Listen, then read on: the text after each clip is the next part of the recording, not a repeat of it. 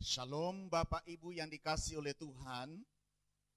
Saya percaya bahwa Bapak Ibu berada di dalam penyertaan dan pemeliharaan Tuhan. Sebelum kita mendengarkan firman Tuhan, mari kita bersama-sama datang kepada Tuhan, menaikkan pujian dan penyembahan kepada Tuhan. Sekalipun kita berada di tengah-tengah situasi keadaan yang tidak menyenangkan secara manusia, tapi kita tahu, kita yakin dan percaya bahwa kasih Tuhan, kebaikan Tuhan tidak pernah berubah dalam hidup kita. Karena itu saya mengajak Bapak Ibu jemaat, siapkanlah hati dan pikiran kita untuk beribadah pada Tuhan, dan mari kita bersama-sama memuji menyembah Tuhan dengan segenap hati kita. Tinggalkan segala kesibukan kita, persoalan kita. Mari mengarahkan, memfokus hati dan pikiran kita hanya kepada Tuhan. Mari kita bersama-sama menaikkan pujian yang saya akan naikkan, dan harapan saya mari kita bersama-sama memuji dan menyembah Tuhan secara bersama-sama. Haleluya. Amin. Terima kasih Tuhan buat kasih-Mu, buat anugerah-Mu Bapa yang tidak pernah berubah dalam hidup kami. Sekalipun situasi keadaan dunia ini tidak selamanya menyenangkan, tapi kebaikan Tuhan kekal selama-lamanya. Haleluya. Amin. Terima kasih Tuhan Yesus. Kau Allah yang setia, Bapa yang mulia, kasih-Mu besar Tuhan. Kau pulihkan hidupku,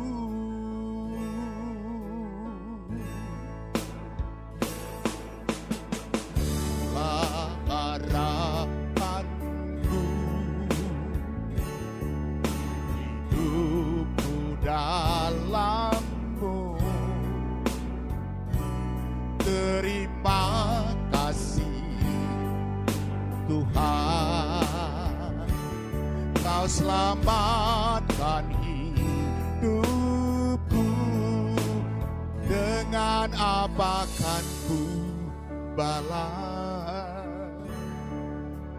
segala kebaikan-Mu? Segenap hatiku menyembah-Mu Yesus. Ku bersyukur padamu selamanya.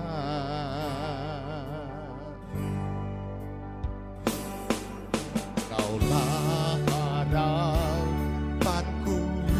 Mari kita memuji Tuhan. Hidupku dalam-Mu. Oh, terima kasih Tuhan, Kau selamatkan hidupku. Dengan apa kan ku balas segala kebaikan-Mu? Segenap hatiku menyembah-Mu Yesus. Ku bersyukur padamu. Dengan apa kan ku balas segala kebaikan-Mu? Segenap hatiku menyembah-Mu Yesus. Ku bersyukur padamu selamanya.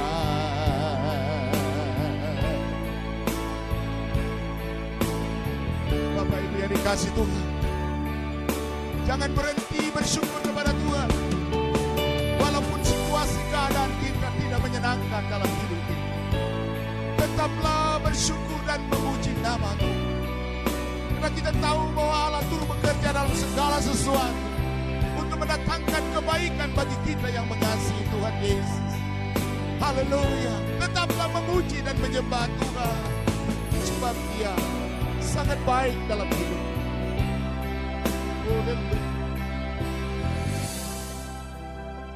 Dengan apa kan ku balas segala kebaikan-Mu? Segenap hatiku menyembah-Mu Yesus. Ku bersyukur padamu. Dengan apa kan ku balas segala kebaikan-Mu? Segenap hatiku menyembah-Mu Yesus. Ku bersyukur padamu selamanya.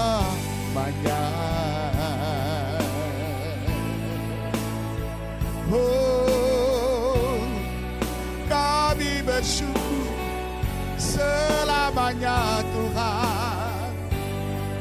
Kami memuji menyembah-Mu Tuhan. Haleluya. Kami bersyukur.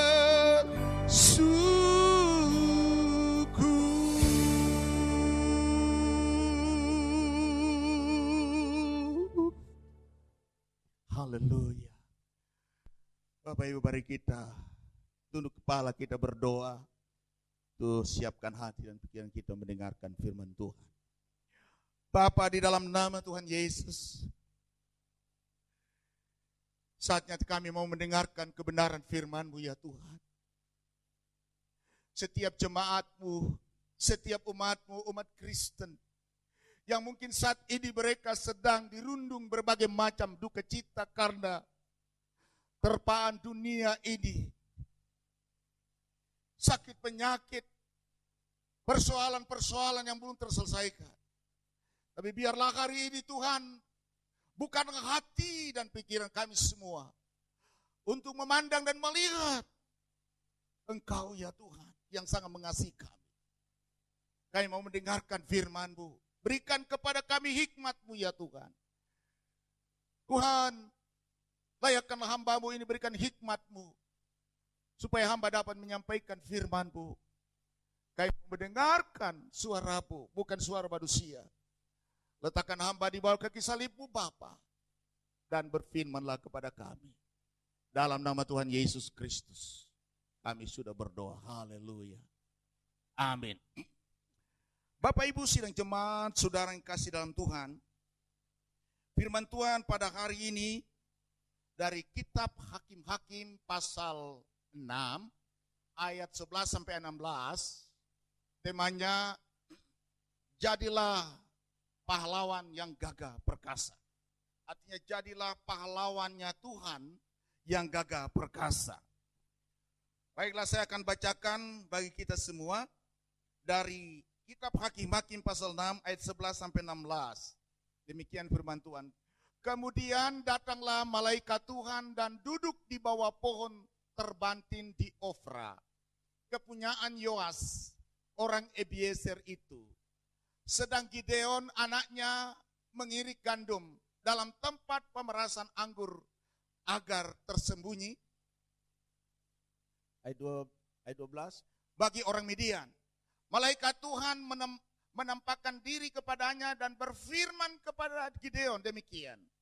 Tuhan menyertai engkau, ya pahlawan yang gagah berani.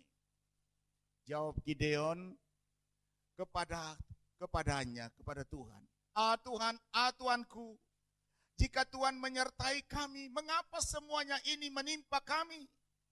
Di manakah segala perbuatannya yang ajaib yang diceritakan oleh nenek moyang kami kepada kami. Ketika mereka berkata, bukankah Tuhan telah menuntun kita keluar dari Mesir? Tetapi sekarang Tuhan membuang kami dan menyerahkan kami ke dalam cengkeraman orang Midian.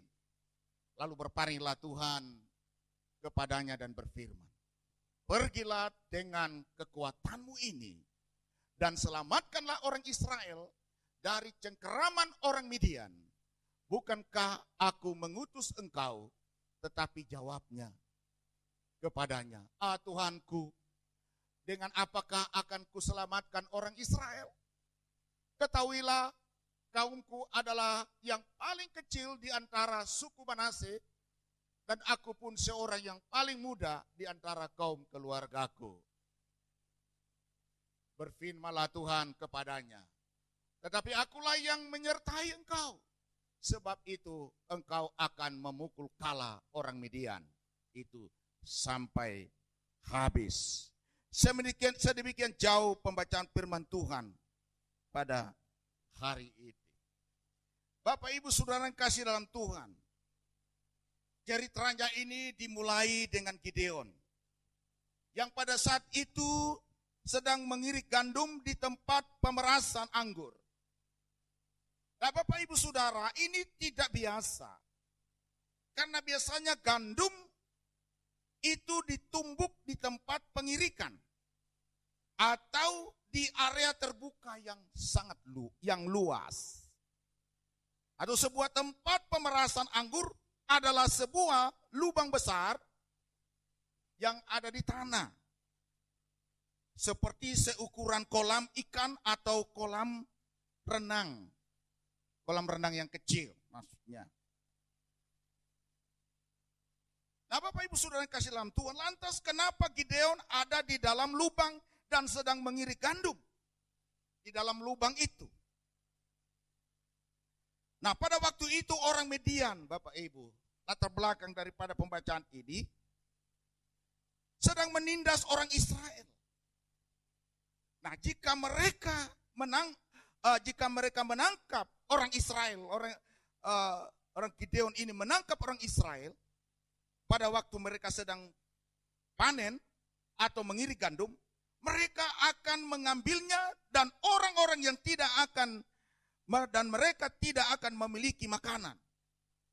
Jadi semua dirampok, dirampas. Jadi Gideon bersembunyi di dalam lubang gandum. Karena Gideon itu takut, Bapak Ibu, kepada orang Midian. Kalau orang Midian menemukan dia dan akan mengambil semua gandumnya. Nah, pada saat seperti itulah tiba-tiba malaikat Tuhan itu muncul. Nah, ini mungkin adalah benar-benar malaikat yang diutus oleh Tuhan. Ya, bukan bukit, tapi malaikat Tuhan. Diutus oleh Tuhan. Ya. Dan malaikat Tuhan itu berfirman kepada Gideon di tengah-tengah situasi keadaan yang tidak menyenangkan pada saat ini. Nah, inilah yang Tuhan lihat. Saat Tuhan melihat Gideon, Tuhan tidak melihat Gideon itu sebagai orang yang kecil, sebagai orang yang biasa, tetapi Tuhan melihat Gideon, melihat apanya? Melihat potensinya. Tuhan melihat karunia yang telah Tuhan tempatkan di dalam dia. Dan Tuhan melihat juga panggilan Gideon. Dan malaikat Tuhan berdiri di dekat lubang itu. Dan malaikat Tuhan itu menatap Gideon, Bapak Ibu, dan berkata, Tuhan besertamu, hai pahlawan gagah perkasa. Bapak Ibu yang dikasih Tuhan, ini sangat tidak biasa. Pada saat malaikat memandang Gideon dan dikatakan, kau prajurit gagah berani. Bagaimana mungkin itu terjadi? Tidak masuk akal. Dia berada di dalam yang berada di dalam lubang ketakutan. Jika seandainya di antara kita ada berdiri di sana, melihat ke dalam lubang itu, kita tidak akan melihat seorang pejuang yang gagah berani di sana, pasti Bapak Ibu. Jadi secara alami, kita akan melihat orang yang ketakutan. Ya saat itu. Ya. Priang yang menyembunyikan dirinya. Gideon yang menyembunyikan dirinya di lubang karena ketakutan.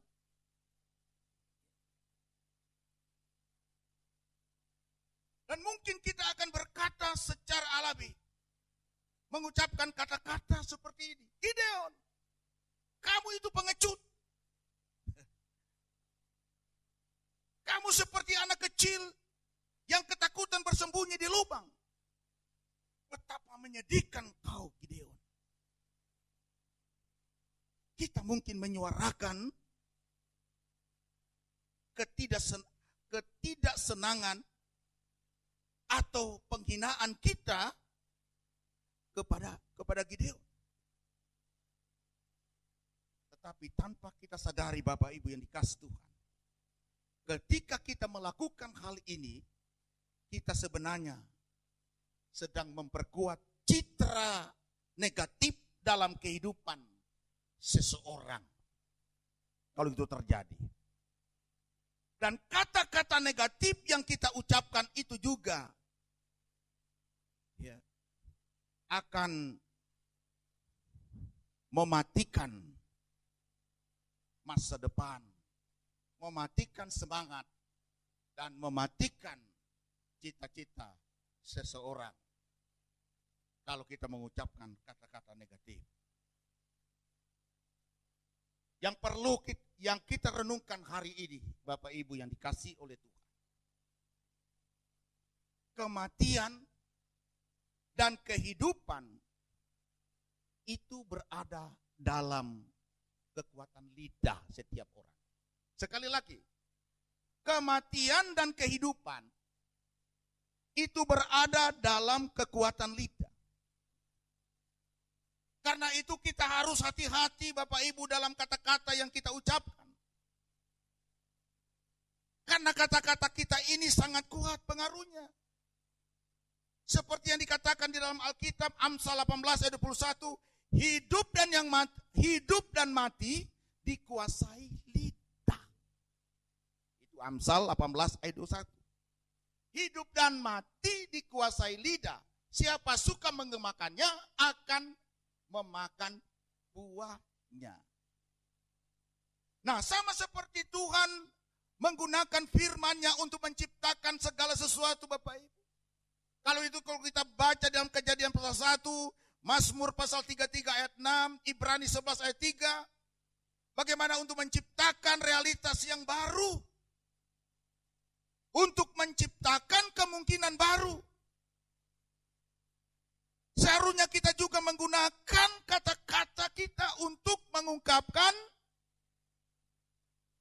realita yang baru, realitas yang baru. Namun Bapak Ibu yang dikasih Tuhan, perbedaan antara kata-kata Tuhan dan kata-kata kita adalah bahwa kata-kata Tuhan selalu menciptakan hal-hal yang baik dan membawa kepada kehidupan. Itu beda. Jadi sekali lagi, kata-kata Tuhan selalu menciptakan perkataan-perkataan yang baik dan perkataan-perkataan tentang kehidupan. Tapi kata-kata manusia itu bisa membawa kehidupan atau bisa juga membawa kematian. Nah, Tuhan ingin kita menundukkan hidup kita Bapak Ibu kepadanya. Sehingga Tuhan dapat memakai hidup kita dan kata-kata kita untuk membawa kehidupan bagi orang lain. Untuk membangun setiap orang lain yang sedang mengalami masalah. Bapak Ibu Saudara yang kasih dalam Tuhan. Musuh kita adalah iblis. Musuh kita dia ingin supaya kita menyerahkan hidup kita kepadanya. Sehingga musuh kita itu bisa menggunakan kata-kata kita untuk mencuri. Kata-kata kita ini dicuri. Untuk mencuri, membunuh, dan menghancurkan orang lain. Karena itu saudaraku yang kasih Tuhan. Kita benar-benar harus berhati-hati dengan ucapan dan kata-kata kita yang negatif yang kita ucapkan. Karena itu dapat mempengaruhi kehidupan seseorang dan bisa juga menjauhkan mereka dari identitas mereka sebagai putra dan putri Allah. Kata-kata itu bisa menjadi seperti sebuah kutukan Bapak Ibu untuk hidup. Untuk hidup seseorang. Atau hidup anggota keluarga kita. Yang akhirnya dan itu akhirnya menjadi kenyataan. Ya. Menjadi kenyataan masa depan mereka. Akhirnya kata-kata negatif itu terus memenuhi memori mereka, memenuhi hati mereka, memenuhi pikiran mereka. Kata-kata negatif itu yang diucapkan oleh kita itu akan membedui kehidupan mereka Bapak Ibu. Dan pada akhirnya mereka tidak punya lagi pengharapan. Mungkin kita sering mengatakan ucapan-ucapan yang negatif. Bahwa kita pernah mengucapkan kata-kata yang negatif kepada anak-anak muda atau generasi muda. Atau anak-anak kita. Sering orang tua mengatakan kau bodoh. Akhirnya mereka percaya kepada perkataan kita. Akhirnya mereka menyimpan perkataan kita itu bahwa saya ini memang orang bodoh. Dan akhirnya mereka tidak mau lagi belajar apapun. Mereka tidak mau mempelajari apapun.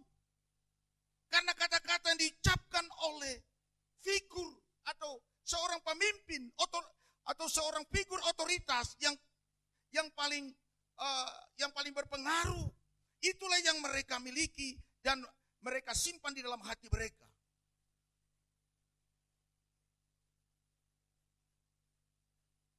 Figur atau otoritas pemimpin yang dekat adalah orang tua, saudara, atau anggota keluarga lainnya. Jadi kita berkata, kau seperti orang idiot, kamu tidak berguna.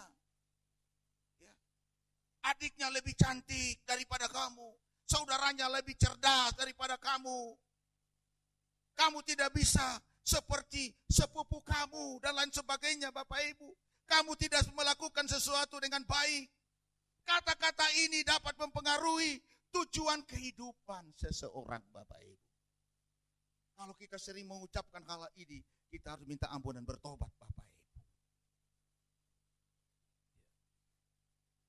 Dan ini jika dibiarkan, ya, kata-kata yang negatif ini akan menghambat orang sepanjang hidup mereka. Jika kita melihat ke dalam lubang dan melihat seorang pengecut, kita akan menghakimi Gideon berdasarkan apa yang kita lihat secara alami. Apa yang bisa kita lihat secara alami Bapak Ibu? Dari apa yang kita lihat di luar. Ini kadang-kadang yang membuat keputusan berdasarkan apa yang kita lihat saat itu. Tetapi hari ini Tuhan ingin kita melihat segala sesuatu bagaimana Tuhan melihat saya dan Bapak Ibu. Dia ingin kita melihat ada emas, karunia, talenta yang ada di dalam kehidupan saya dan Bapak Ibu.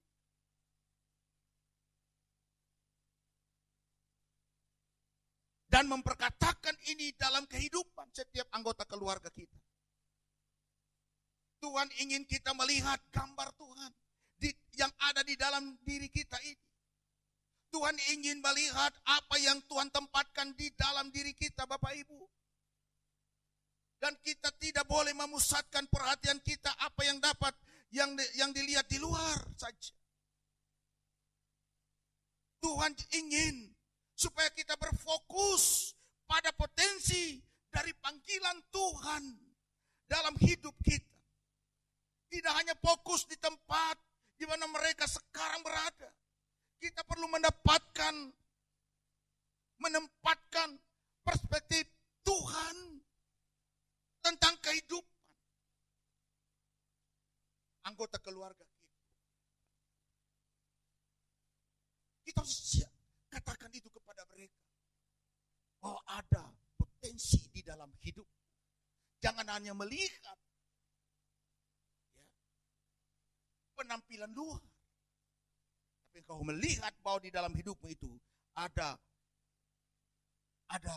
potensi yang besar. Bapak Ibu yang dikasihi Tuhan Yesus Kristus.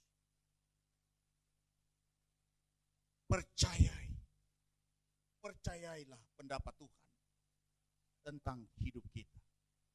Sekali lagi. Percayailah pendapat Tuhan. Ya.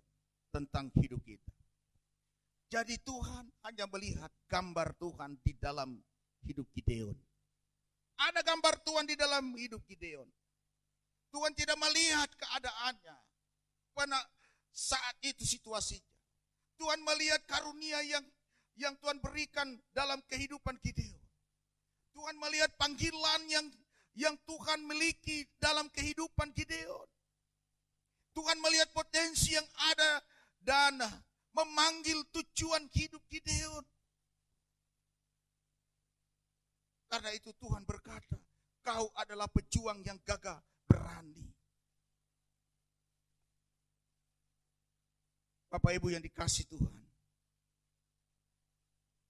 Saya pernah juga dulu Bapak Ibu punya pikiran seperti Gideon dalam situasi dan keadaan.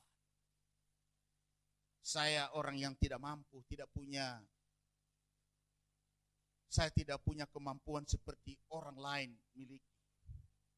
Saya sangat terbatas, saya orang bodoh. Saya bukan orang yang terpelajar. Kadang-kadang saya merasa minder Bapak Ibu.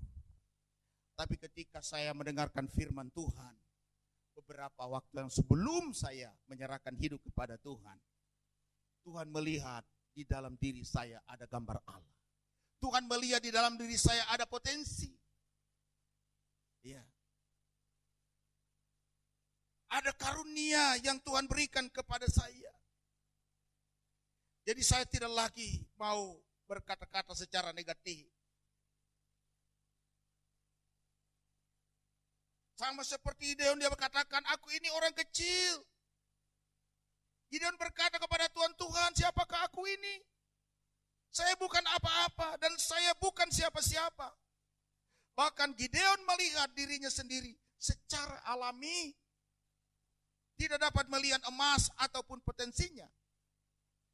Dan hanya menilai dirinya sebagai bukan siapa-siapa.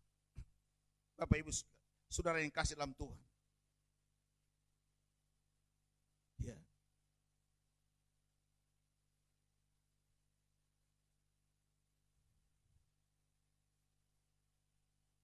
Mungkin tidak semua orang Bapak Ibu kita dipanggil menjadi pemimpin. Tapi setiap kita memiliki panggilan dari Allah. Setiap orang memiliki potensi. Setiap orang berharga di mata Tuhan. Ya. Kita harus melihat seperti Tuhan melihat kita. Kita harus melihat orang lain seperti Tuhan melihat orang itu. Kita harus melihat saudara-saudara anggota keluarga kita seperti Tuhan melihat anggota keluarga kita. Jangan kita melihat menggunakan perspektif kita menilai orang lain atau anggota keluarga kita. Karena perspektif kita itu terbatas Bapak Ibu. Tapi penilaian Allah, perspektif dari Allah itu sempurna adanya. Karena itu Tuhan berkata kepada Gideon, engkau adalah prajurit yang gagah berani. Yakin dan percaya Bapak Ibu, setiap kita ya pasti mempunyai. Setiap saya dan Bapak Ibu punya potensi yang besar. Jangan putus asa, jangan melihat siapa diri Bapak Ibu. Jangan menilai dirimu menurut perspektifmu, menurut penilaian dirimu, menurut penilaian orang lain. Mungkin banyak orang yang telah mengutuk engkau. Engkau orang yang ini, engkau orang yang begini, orang yang gagal, orang yang bodoh, orang yang idiot. Apapun perkataan orang tentang diri kita. Tapi lihatlah, Tuhan berkata pada kita, saya dan Bapak Ibu dan Saudara adalah pahlawan yang gagah perkasa. Ada gambar Allah di dalam hidup kita. Setiap kita yang percaya kepada Yesus Kristus, saudaraku yang dikasihi oleh Tuhan, kita adalah orang-orang yang berpotensi. Kita orang-orang yang berharga di mata Tuhan, saudaraku yang dikasihi oleh Tuhan Yesus Kristus. Karena itu sama seperti Tuhan berdiri di dekat lubang dan berbicara atas Gideon. Tuhan ingin kita menemukan orang lain di dunia ini bersembunyi di lubang mereka. Mungkin saat ini Bapak Ibu sedang berada di lubang ketakutan. Ya. Mungkin saat ini Bapak Ibu sedang berada di lubang citra diri rendah. Mungkin saat ini Bapak Ibu sedang berada di lubang putus asa. Lubang rasa malu. Mungkin Bapak Ibu sedang terikat. Ya. Mungkin Bapak Ibu saya terikat oleh kata-kata negatif yang telah diucapkan oleh semua orang kepada saudara. Saudaraku yang dikasihi Tuhan. Roh Tuhan yang ada dalam hati kita. Roh Tuhan yang ada di dalam hidup Bapak, Ibu, dan saudara yang kasih dalam Tuhan. Mari kita berdoa supaya Tuhan mencabut setiap kata-kata negatif yang ditaruh oleh kuasa kegelapan oleh setan di dalam hidup kita. Mintalah Tuhan membantu kita untuk melihat jauh ke dalam melebihi tanah kotor itu. Dan melihat emas di dalam kehidupan kita. Marilah kita meminta Tuhan untuk mengurapi kita. Untuk bekerja sama dengan Tuhan dalam identitas kita. Sebagai anak-anak Allah. Dan marilah kita meminta kepada Tuhan untuk mengurapi dan mengisi bibir kita dengan firman kehidupan Tuhan kita sendiri. Ada banyak orang di sekitar kita yang tidak pernah terdorong dalam kehidupan mereka, Bapak Ibu yang dikasihi Tuhan. Ya. Kita telah memiliki hak istimewa untuk menjadi orang yang pertama yang mengucapkan kata-kata hidup dari Tuhan Yesus Kristus kepada mereka. Sampaikan firman Tuhan kepada mereka dari perspektif Allah atas kehidupan setiap anggota keluarga kita sebagai pengikut Yesus. Luar biasa, saudaraku yang dikasihi Tuhan. Sebagai kesimpulan firman Tuhan hari ini, mari kita meminta Tuhan supaya perspektif Tuhan dalam kehidupan kita. Mari kita belajar untuk setuju dengan pendapat Tuhan tentang diri kita sendiri daripada pendapat kita sendiri atau pendapat orang lain tentang diri kita sendiri. Yang kedua, Bapak Ibu dan saudara yang kasih dalam Tuhan, mari kita berlatih pelayanan, berlatih untuk melayani setiap orang. Ya. Biarlah mulut kita ini terus diisi oleh firman Tuhan. Kata-kata yang membangun orang lain. Kata-kata yang membawa harapan kepada orang lain. Ya, kata-kata yang membawa kesembuhan kepada orang lain. Mari kita terus bekerja sama dengan Tuhan untuk menciptakan realitas baru dalam kehidupan. dalam kehidupan masyarakat. Masyarakat umat Tuhan di gereja. Ya.